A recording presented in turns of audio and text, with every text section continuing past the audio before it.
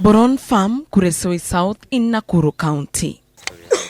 Isaack Nngorok, commonly known as Kauka, and his 40-year-old mentally ill son survive on the elderly fund, which is never reliable. A stipend of 2,000 shillings is all that pushes him through the month. Sababu ya chari anakaa siku mingi mpaka mimi nakuwapa watu, alafu sasa kama napata ni kulipa polepole kidogo. A widower for about 30 years and a father of 3, Kauka's health started failing few years ago. But he's not the type to join the queues in hospitals, so he went to his medicine man who prescribed a dosage of herbs and roots. About 2 years ago, Mzee Nngorok's condition got worse. The coughs became an endless pain, and so he made the short journey from home to hospital, where he was diagnosed with TB. But where doctors only saw an easily manageable and treatable tuberculosis, Kauka saw something bigger and more sinister. He saw HIV because to him, TB and HIV are synonyms. Mgonjwa mimi napata kwa wanawake tu. Kuingia kwa wanawake, mimi nafikiri mzuri. Kumbe naingia. Kama napata ngine, nakiazia na bana kamata mzuri. And with that, his life changed for the worst. His neighbors, who knew him as a bubbly, energetic man, watched helplessly as he degenerated into a life of self-pity and neglect.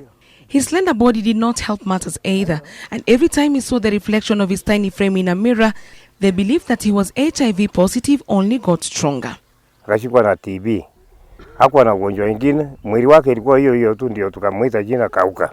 4 years now, Kauka has isolated himself from the community. He lives a solitary life, believing he does not fit in because he's suffering from a dreaded disease.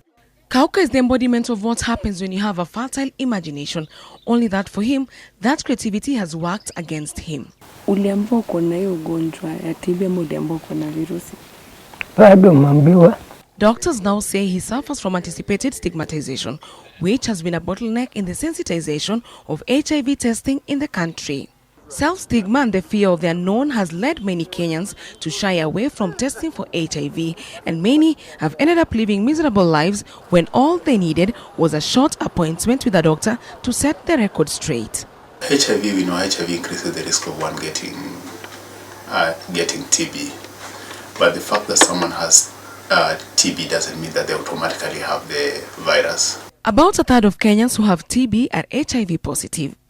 Dr. Herman Wayenga, TB and HIV Technical Advisor at CDC Kenya, the TB burden in the country has been growing since the onset of HIV.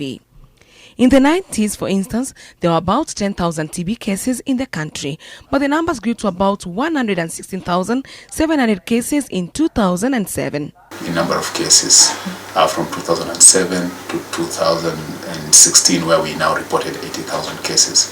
With regard to co-infection, when we started intervening in terms of TB HIV collaborative activities, testing people with TB for HIV, we had about 60% of TB patients having HIV in 2006, but this has been declining over time to about 33% in 2015.